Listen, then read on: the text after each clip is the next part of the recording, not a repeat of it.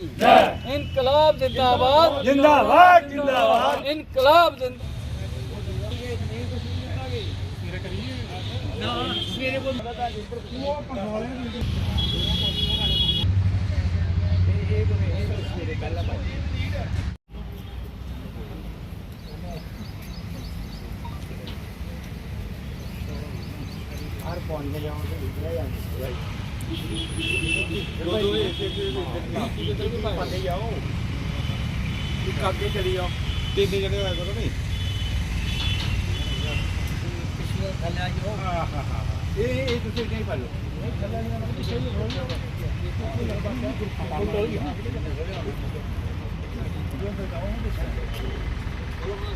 शहीद आजम भगत सिंह अमर रहे अमर रहे। शहीद आजम भगत सिंह अमर रहे अमर रहे। शहीद आजम राजगुरु अमर रहे अमर रहे। शहीद आजम राजगुरु अमर रहे अमर। भारत के शहीद अमर रहे अमर रहे। भारत के शहीद अमर रहे अमर रहे।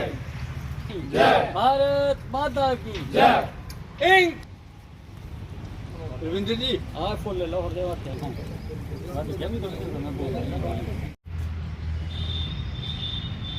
भारत माता की जय। भारत माता की जय। भारत माता की जय। भारत माता की जय। इनकलाब जिंदाबाद जिंदाबाद जिंदाबाद। इनकलाब जिंदाबाद जिंदाबाद जिंदाबाद। इनकलाब जिंदाबाद जिंदाबाद जिंदाबाद। इन मैं बोल रहा हूँ भारत माता की जय। भारत माता की जय।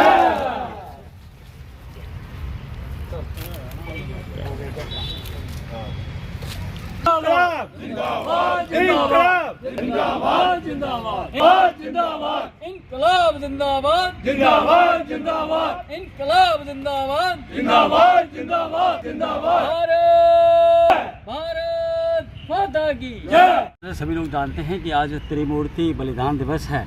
हमारे शहीद भगत सिंह, राजगुरु सुखदेव ने आज के दिन जो है वो अपना बलिदान दिया था इस मातृभूमि के लिए, इस देश के लिए।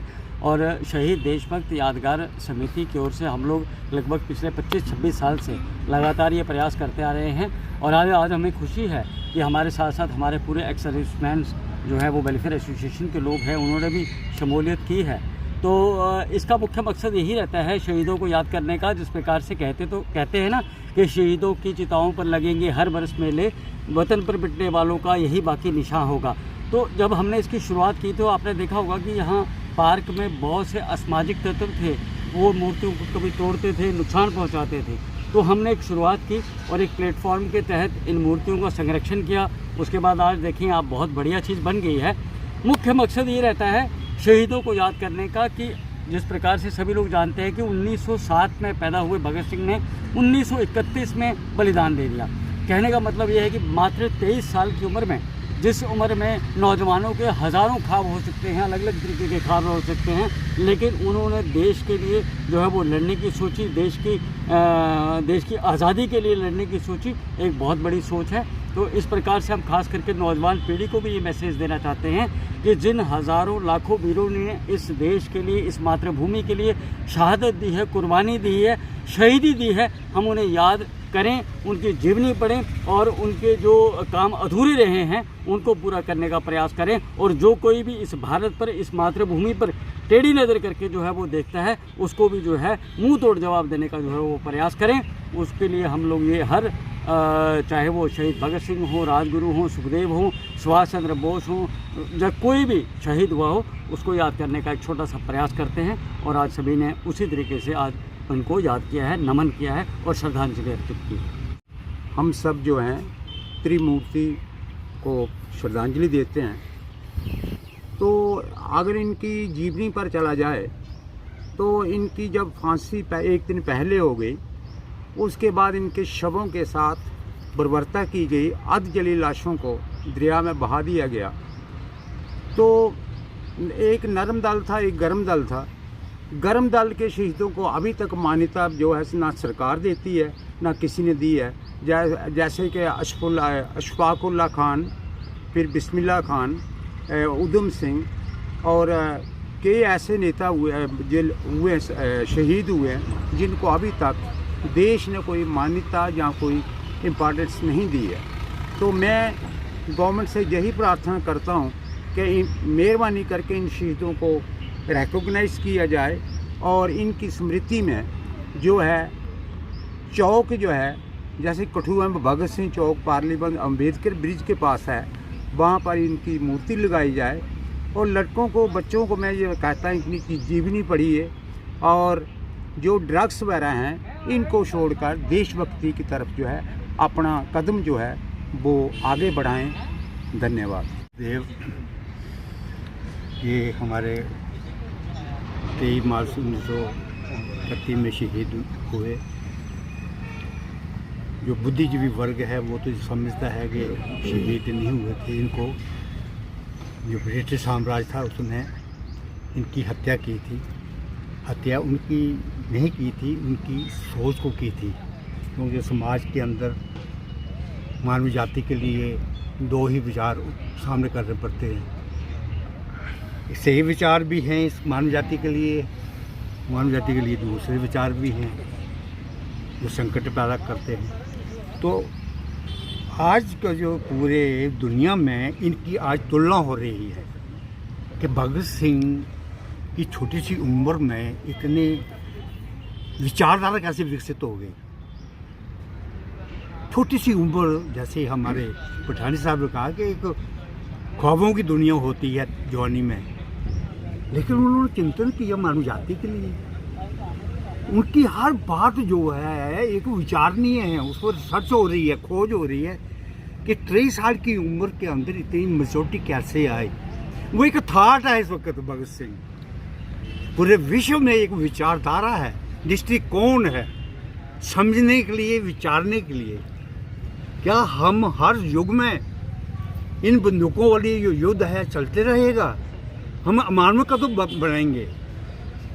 जो इस किस्म की संस्कृति है, एक दुश्मनी पैदा करने वाली, उस किस्म की जो विचारधारा सामने हमें दिखाई देती है, पूरी जो मानव जाति के हित में नहीं है, उससे अगर भगत सिंह को हम समझेंगे, विचारेंगे।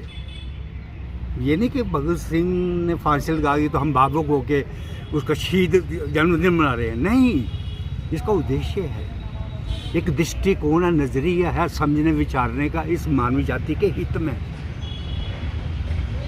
तो हमने भावुकता से नहीं उनको लिया हुआ है, हमने जो वस्तु की स्थिति है पूरी मानव जाति के अंदर, उसको लेकर हम उस पर मंथन करते हैं, विचारते हैं, सोचते हैं कि भगत सिंह इस धरती के लिए कितना महत्वपूर्ण है। तो आज भी बहुत सी चुनौतियां हैं।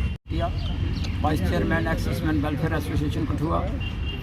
आज हम अच्छे तरीके से जानते हैं कि आज भगत सिंह जी की एनिवर्सरी है और इस अवसर पर उनकी जो हिस्ट्री है, उनकी जो थ्योरी है, उनकी जो सोच विचार, उनके आइडिया हैं, उसको देखकर हर एक आदमी, हर एक जो जनरेशन है वो यही सोचती है कि एक छोटी सी उम्र में स्कूल एजुकेशन में उनके दिल में, उनके दिमाग में ऐसी चीज़ आई है कि वो यही सोचते हैं कि देखो देश के लिए उन्होंने अपनी हंसते हंसते फांसी पर लटक गए, लेकिन एक भी कदम उन्होंने पीछे नहीं हटाया। क्या होती है 1907 से लेकर ये 1923 में उनकी देखो हैंग कर दिया गया उनको। इसी तरीके से भगत सिंह के साथ साथ राजगुरु जी, सुखदेव जी हैं, ये तीनों जो हैं वो इस तरीके से लड़े हैं देश के लिए, लेकिन बड़े अफसोस के साथ बोलना पड़ता है कि अभी तक भी इनको वो दर्जा जो है जो नहीं दिया गया जो आज़ादी के बाद देना चाहिए था। हम एज ए एक्सेसमैन होते हुए हमें तो दुख होता ही है कि जिस आदमी ने बॉर्डर के ऊपर लड़ाई देखी है, जिस आदमी ने एजिटेशन देखी है और जिस आदमी ने देश के लिए अपनी कुर्बानी दे दी है, जो समय उनका 23 साल का, वो सिर्फ अपने हर एक आदमी आज के टाइम पर भी कोई सर्विस की तरफ चलता है, कोई बड़ी बड़ी इंडस्ट्री लगाने की तरफ चलता है, लेकिन उनकी दिमाग देखिए, उन्होंने देश की आज़ाद करने के लिए अपने आप को शहीद कर दिया। और साथ में अपने तीनों दोस्तों को, हम गवर्नमेंट को और अपनी सेंट्रल गवर्नमेंट को खास करके यही रिक्वेस्ट करते हैं कि इनको भी शहीदी का दर्जा दिया जाए और इनका जो है हर साल जो है बढ़ चढ़ कर इनका एनिवर्सरी जो है वो मनाई जाए। Thank you. जय हिंद। देखिए, जैसा कि आपने हम सभी जानते हैं कि आज हमारे शहीद आज़म भगत सिंह, राजगुरु और सुखदेव जी का शहीदी दिवस है। आज ही के दिन 1931 में ब्रिटिश गवर्नमेंट ने हमारे इन सपूतों को तय कर दिया था। तो बात उस टाइम में भी कोई ऐसी नहीं थी कि उस टाइम में बहुत लायर थे हमारे इंडियन, इतने काबिल लायर थे, अगर वो चाहते तो इन्हें बचा भी सकते थे। लेकिन ये हमारी बदनसीबी रही है। और आज के दौर की अगर मैं बात करता हूँ तो आज भी वही समय चल रहा है।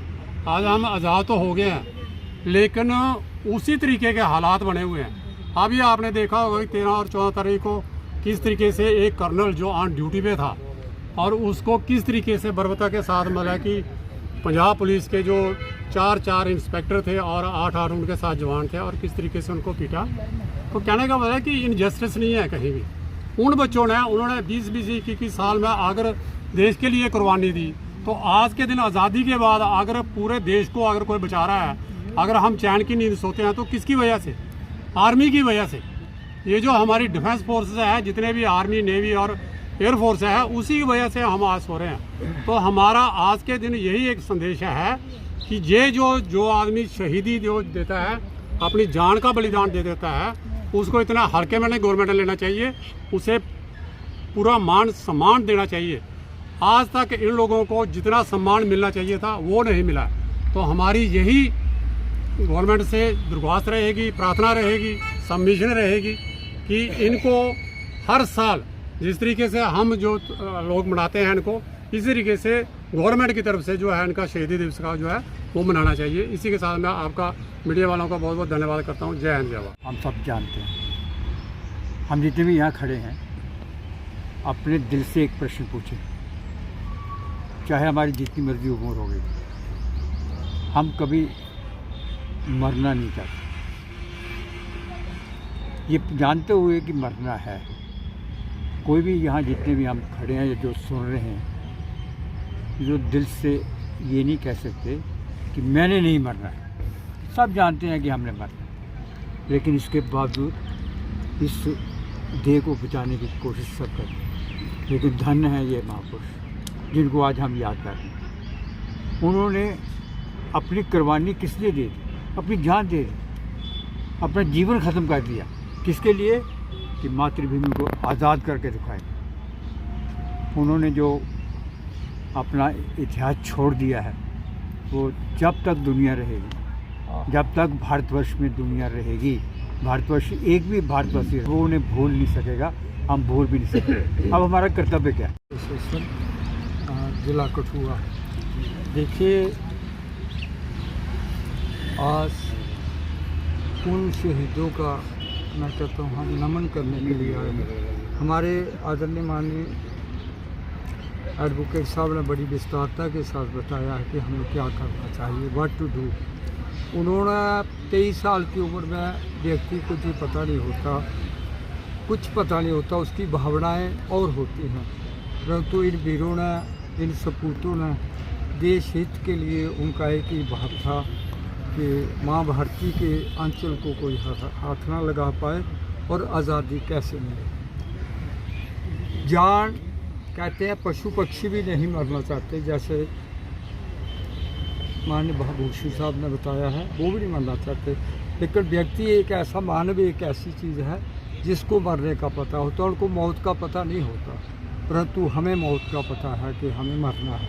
क्योंकि मानव जीवन में ही इस बात का ज्ञाता होती है कि मुझे मरना है। लेकिन ऐसा होते हुए भी मास्टर जी ने बोला, हेड मास्टर, उनकी क्या भावना थी, क्या सोच बनी होगी, उनकी मोटिवेशन क्या थी, कैसे उनको ये समझाए कि हम ऐसा करें। तो उन्होंने ये सब बातें ये देखा कि हमारे माता पिता रह जाएंगे, हमें शादी करनी है, हमें और कुछ करना है। उनको एक ही सोच थी, क्या सोच थी? देश का हित, आहित और हित का ज्ञात, या हित और आहित का पता होना सभी की बोली होती। तो उन्होंने जो देश के लिए किया है वो तो कोई कर नहीं सकता, नोबडी कैन डू इट। मतलब कि इस चीज़ के टीन एज में मैं ये बोलूँगा कि कुछ उम्र नहीं होती 23 साल, उसकी उम्र में इस देश के लिए, भारत माता के लिए, आज़ादी के लिए अपनी शहादत दी।